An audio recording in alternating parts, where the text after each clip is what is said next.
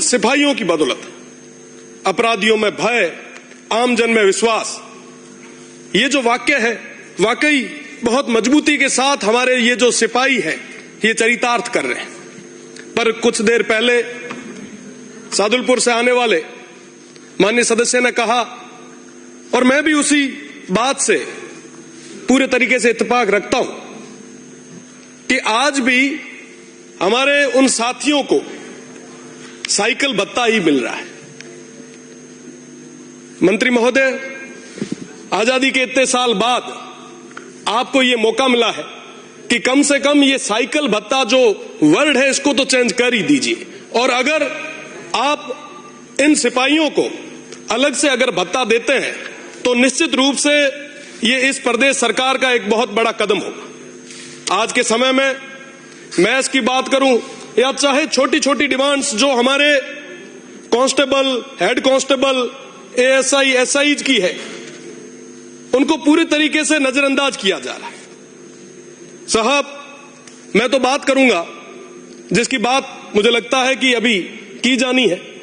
जब भी यहां से निकलते हैं तो हमारा ट्रैफिक रुकवाने के लिए 4 हमारे जो सिपाही साथी हैं वो गेट पे खड़े होते हैं। वो 24 घंटे वहां पे ड्यूटी देते हैं। हम 10 मिनट के लिए अगर सड़क पे खड़े हो जाते हैं तो हमें लगता है कि साहब कितना पॉल्यूशन है। जो 24 घंटे वहां पे खड़ा रहता है उसकी क्या हालत होगी, उनकी मेंटल हेल्थ के बारे में चिंता कौन करेगा। जब यहां से निकलते हैं तो कई बार हमारे जो सफेद वर्दी में इस सदन में काम करने वाले हमारे जो साथी हैं उन्हें देखते हैं। साहब, हमारे आने से 2 घंटे पहले आते हैं और जाने के 2 घंटे बाद जाते हैं। कई बार जब आप जब 1 बजे लंच करते हैं, निकलते हैं, उस समय बात करते हैं कि साहब आपने लंच वंच किया क्या?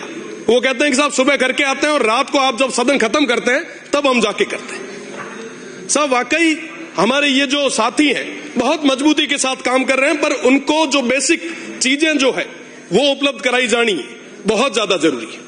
सही बात की अभी कि साहब आजकल अपराधियों के पास फॉर्च्यूनर है, बड़ी बड़ी महंगी महंगी गाड़ियां हैं, पर हमारे सिस्टम के पास, हमारे प्रशासन के पास क्या है?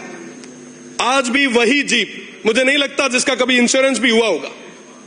कई बार साथी कहते हैं कि साहब हमारी इन जीपों का इंश्योरेंस भी नहीं है, अगर ये खराब हो जाती तो हमें अपने तरीके से सही कराना पड़ता है। ये हालत है हमारी। फिर भी ये लोग पूरी मेहनत के साथ, पूरी ईमानदारी के साथ काम कर रहे हैं। आज अगर कोई घटना घट जाती है तो सबसे पहले तलवार पुलिस पे पड़ती है। साहब, ये पुलिस वालों ने सही काम नहीं किया। कोई चोरी हो गई, साहब एसएचओ को उड़ा दो। सबसे कमजोर कड़ी हमेशा पुलिस को माना गया। कई सारे उपनाम हमारे इस सिस्टम ने, इस सोसाइटी ने दे दिए। आज जरूरी है कि हम इनको मजबूत करें। जो ग्राउंड पे काम करने वाले हमारे वो जो बीट के अधिकारी हैं उनको करें। डीपीसीज की बात हो रही थी, काफी लंबे समय से वो प्रयासरत है, उनकी कोई बात सुनने के लिए आगे नहीं आ रहा। साहब, जब आर्मी को केंद्रीय स्कूल्स मिल सकते हैं तो हमारी जो पुलिस लाइंस है उसके अंदर अच्छी क्वालिटी की एजुकेशन के लिए क्यों नहीं अच्छे इंस्टीट्यूट हम तैयार करें। साहब, ये तैयार करना हमारी जिम्मेदारी है। आज डिजिटल युग है, साइबर का युग है, हजारों करोड़ों के फ्रॉड हो रहे हैं, पर साहब आज के समय में हमारे थानों के अंदर पड़े हुए कंप्यूटर बिल्कुल पूरे तरीके से खाक छान रहे हैं। हमारे पास कोई सिस्टम ही नहीं है। हम बातें करते हैं बड़ी बड़ी, इस सिस्टम को डेवलप करने की जरूरत है। इस एआई के जमाने में पूरे जिले में एक एसपी ऑफिस पे साइबर सेल छोटी सी बनाई होती है। कई बार तो 4 लोगों को पूछना पड़ता है कि साहब वो टेबल कहां लगी। ये स्थिति आज के समय में हो रखी। मेरा निवेदन है आपसे कि कम से कम ऐसी जो अपग्रेडेड सेल्स हैं उनको और ज्यादा मजबूत करने की जरूरत है। साथ ही साथ जो हथियारों की बात हुई, अभी चर्चा चल ही रही थी, क्योंकि मैं बाड़मेर, जैसलमेर और बालोतरा उस क्षेत्र से आता हूं, पश्चिमी राजस्थान से आता हूं, जहां पे धीरे धीरे जो नया काम हो रहा है उसके साथ साथ कई सारी और चीजें भी बढ़ रही है, क्राइम भी बढ़ रहा है।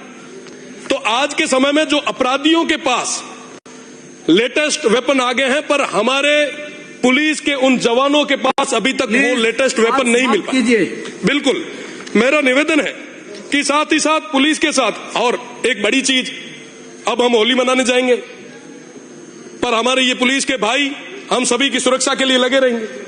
साथ ही साथ कारागृह की बात है, पिछली सरकार ने मुझे कई बार जेल भेजा, मैं उसके लिए धन्यवाद दूंगा, क्योंकि जेल जाने से पहले हमारी सोच कुछ अलग थी। हमें लगता था कि साहब सारे अंदर कैदी हैं, वो पता नहीं कैसे होंगे, उनके 2 सींग होते होंगे, वाकई वो बहुत बड़ा अपराध करके आए होंगे। जब जेल में गए, वहां के हालात देखे, प्रदर्शन करते हुए गए थे। आज भी विरोध कहीं ना कहीं करना पड़ता है तो मजबूती से करते हैं। अगर वर्तमान सरकार भी कहे कि जेल जाना है तो जाके भी आएंगे। मैं निवेदन करना चाहूंगा कि वर्तमान के अंदर जितने भी जो अपराधी हैं, आप उन्हें अपराधी कहो, कैदी कहो, बहुत 80 से 90% लोग ऐसे हैं जिन्होंने बिना किसी इंटेंशन से एक्सीडेंटल कोई एक्ट हो गया, और उनमें से भी 50 से 60% जो है वो 18 से 30 साल की उम्र के हैं।